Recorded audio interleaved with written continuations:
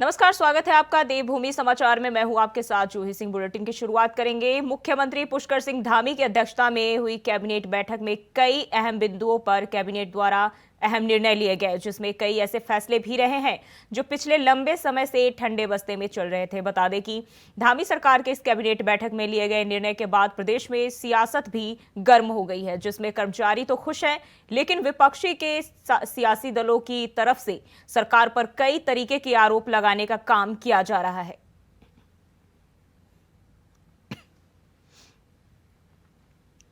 जो उत्तराखंड के ज्वलंत सरोकार हैं उनको लेकर फैसले नहीं लिए जा रहे। मैं स्वागत करती हूँ इसमें से दो फैसलों का। एक फैसला जो मृतक आश्रितों की भर्ती पर से जो रोक थी वो हटाई गई है, और दूसरा जो नमक लाखों लोगों तक पहुँचाने की बात की गई। लेकिन इसमें भी विडंबना ये है कि हमारी सरकारों में जो क्वांटिटी चावल की, दालों की, आटे की मिलती थी, मिट्टी तेल और चीनी मिलता था बीपीएल परिवारों को, वो सब कुछ खत्म करके अब बात सिर्फ नमक पर आकर अटक गई है। तो ये डबल इंजन की सरकार से कम ये अपेक्षा तो लोगों को नहीं थी कि आप नमक बांटने के नाम पर वाहवाही लूटेंगे। वहीं आप देखिए कि जो सरोकार यहाँ के हैं वो सरोकार हैं कि हमारे युवाओं को कितने प्रतिशत आप नौकरी देंगे। जो आपने इन्वेस्टर समिट पर निवेशकों के साथ करार किया, मूल निवास का, भू कानून का, भू बंदोबस्ती का, चकबंदी का, जो जो हमारे सरोकार हैं उन पर तो कोई फैसले नहीं हो रहे हैं। कर्मचारी सामूहिक बीमा योजना एवं बचत योजना है, जिसमें कर्मचारियों से थोड़ा सा धन लिया जाता है, जैसे 100 रुपया, 200 रुपया, 400 रुपया पे स्केल के अनुसार। और ये काफ़ी पुरानी चली आ रही थी व्यवस्था, और उसमें कुछ उनको इंश्योरेंस भी मिलती है जो कम थी, जो क्योंकि कई साल हो गए इसको, तो उसको बढ़ाने का निर्णय लिया गया। इसलिए जो 100 रुपया था मासिक अभिदान, उसको 350 किया गया, 200 रुपये की बजाय 700 किया गया, और 400 की बजाय 1400 किया गया। इसी के अनुसार जो उनकी इंश्योरेंस का वैल्यू है वो भी 1 लाख से बढ़ के 5 लाख, 2 लाख से बढ़ के 10 लाख और 4 लाख से बढ़ के 20 लाख हो जाएगी। और इसी खबर पर ज्यादा जानकारी के साथ देहरादून से अभय कैंतुरा हमारे साथ लाइव जुड़ गए हैं। अभय, सीएम धामी के कैबिनेट बैठक हुई है, कौन कौन से अहम फैसले लिए गए इस दौरान?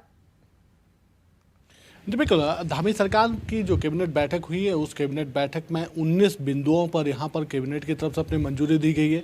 सबसे बड़ी बात यही कि कर्मचारियों की जो मांगें लंबे समय से ठंडे बस्ते में चल रही थी, जिसमें आप उनके जो बीमा योजना जो होती है, जिसका उनके हर महीने की तनख्वाह से उनका पैसा यहाँ पर कटता है, उसमें बड़ी बढ़ोतरी यहाँ पर कर दी गई है। जो पैसा पहले 100 रुपये कटा करता था, अब उसको 200 से बढ़ाकर 300 यहाँ पर कर दिया है।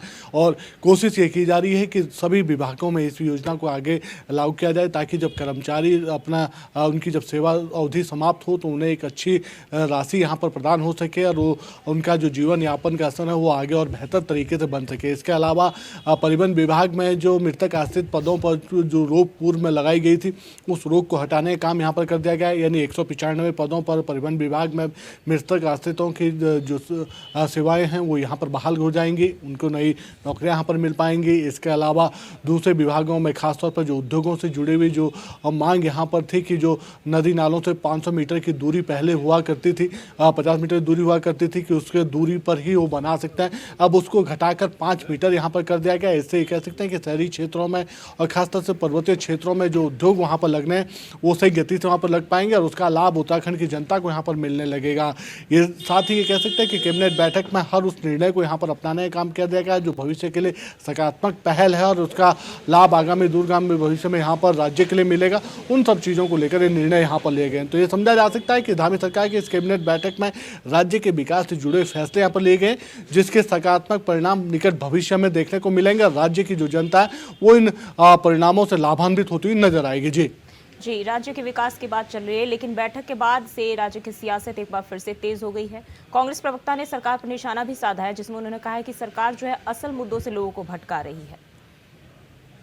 दीपक, ये समझा जा सकता है कि कैबिनेट बैठक के इन निर्णयों को लेकर विपक्षी पार्टी यहाँ पर अपनी नाराजगी जाहिर करती हुई नजर आ रही है। विपक्ष की तरफ से सवाल उठाए जा रहे हैं कि जो राज्य के जो ज्वलंत विषय हैं उन विषयों पर सरकार इस समय अपनी खामोशी यहाँ पर साधे हुए है। उन विषयों को सरकार हल नहीं कर रही है, चाहे राज्य आंदोलनकारियों के क्षैतिज आरक्षण का मामला हो या फिर दूसरे जो राशन कार्ड से संबंधित जो परेशानियाँ हैं, जो आम जनता को जो राशन मिलता था उसकी बात हो, वो यहाँ पर सरकार देने में मुयस्सर साबित नहीं हो पा रही है।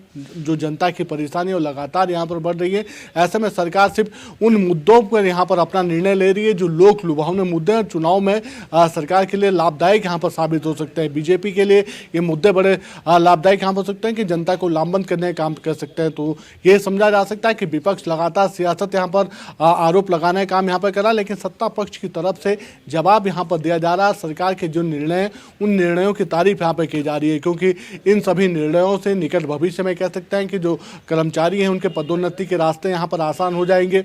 उनके जो उनकी जो बीमा राशि है वो यहाँ पर बढ़ती हुई नजर आएगी। कई विभागों में जो पदोन्नतियाँ रुकी हुई थी वो यहाँ पर खुल जाएंगी। जो भर्ती नहीं हो पा रहे थे उनके लिए सेवा का अवसर यहाँ पर मिल पाएगा, उनको रोजगार का अवसर यहाँ पर मिल पाएंगे और उसका लाभ राज्य को मिलेगा। इसके अलावा जो उत्तराखंड की जो प्रसिद्ध जो ऋषिकेश कर्णप्रयाग रेल लाइन है जिसके 11 स्टेशन होने हैं, उन रेलवे स्टेशनों का भी मास्टर प्लान के तहत विकास यहाँ पर किया जाएगा। यानी जो पर्यटक यहाँ पर आएगा वो सुंदर उत्तराखंड को सुंदर नज़र से यहाँ पर देखेगा। जो यहाँ का प्राकृतिक जो सौंदर्य है उसका भरपूर आनंद लेता हुआ नजर आएगा और उससे उत्तराखंड का जो पर्यटन उद्योग है और मजबूत होगा। तो ये समझा जा सकता है कि सियासत भी चल रही है, लेकिन मुख्यमंत्री पुष्कर सिंह धामी के निर्णयों की तारीफ भी हर जगह यहाँ पर हो रही है। जी, इस बैठक में कौन कौन से मुद्दे जो है वो अहम रखे गए हैं? जी बिल्कुल, सबसे बड़ा निर्णय जो था वो ये था कि जो रेलवे स्टेशन यानी जो ऋषिकेश कर्णप्रयाग रेल लाइन थी उसके जो 11 स्टेशन यहाँ पर बनने हैं, उस रेलवे स्टेशनों की जो परिधि है यानी 400 मीटर का जो दायरा होगा स्टेशन का, वहाँ पर किसी भी प्रकार के निर्माण काम पर रोक लगा दी गई है। वहाँ पर किसी प्रकार का निर्माण काम अगले 1 साल तक नहीं होगा। यानी जब तक कि मास्टर प्लान तैयार नहीं होता उस जगह का, उस मास्टर प्लान के हिसाब से ही वहाँ पर निर्माण के काम 1 साल बाद वहाँ पर शुरू किए जाएंगे और उसके लिए बाकायदा कमेटी का गठन वहाँ पर होगा। ये सबसे बड़ा निर्णय समझा जा सकता है, क्योंकि ऋषिकेश कर्णप्रयाग रेल लाइन उत्तराखंड के लिए बड़ी महत्वपूर्ण परियोजना है। ऐसे में उस परियोजना के तहत जो विकास के काम होने, उन चीज़ों को लेकर ये निर्णय यहाँ पर रखे गए। इसके अलावा जो सबसे बड़ा निर्णय आप ये समझ सकते हैं कि परिवहन विभाग में जो भर्तियाँ थी, मृतक आश्रितों की जो भर्तियां थी जिसको फ्रीज किया गया था, जिस पर रोक लगा दी गई थी, उसको हटाने का काम इस कैबिनेट बैठक में हो पाया। यानी 195 पदों पर अब मृतक आश्रितों की जो नौकरियां वो यहाँ पर बहाल हो पाएंगी, उन्हें नए रोजगार यहाँ पर अवसर होंगे। साथ ही जो दूसरा बड़ा निर्णय था कि कर्मचारियों की जो पदोन्नति का रास्ता था, यानी जो उन्हें सेवा काल में अभी तक की जो एक छूट मिला करती थी, जो नियमों में पदोन्नति के नियमों में जो एक शिथिलता बरतने का काम इस समय किया गया, वो अब पूरे ये कह सकते हैं कि अपने सेवा काल के दौरान अपनी सर्विस से अपने एक बार पदोन्नति का रास्ता और आसान यहाँ पर कर पाएंगे। उससे उनका ये कह सकते हैं उनके पदोन्नति का रास्ता और आसान हो पाएगा। इसके अलावा जो उनके बीमा की जो राशि थी जिसको बढ़ाने का काम कर दिया गया, उसमें जरूरी निर्णय यह था कि जो उनके वेतन से जो मूल राशि कटा करती थी उस राशि को और बढ़ाने का काम यहाँ पर कर दिया गया। यानी जब उनकी अवधि सेवा अवधि पूरी होगी तो उन्हें एक अच्छी खासी रकम बीमा के रूप में वहाँ पर मुयसर हो पाएगी। इस दौरान अपनी सेवा अवधि के दौरान भी उस राशि को निकाल सकते हैं और उसका उपयोग अपने दूसरे जो जरूरी काम है उन कामों के लिए भी कर सकते हैं। तो ये बड़ा निर्णय इसलिए भी समझे जा सकते हैं कि धामी सरकार के निर्णय उत्तराखंड के विकास के लिए बहुत जरूरी है, जो इसके सकारात्मक परिणाम निकट भविष्य में देखने को मिलेंगे। जी, अब है जो भी इस कैबिनेट में अहम फैसले लिए गए हैं उन्हें कब तक प्रदेश में अमल में लाया जा सकता है?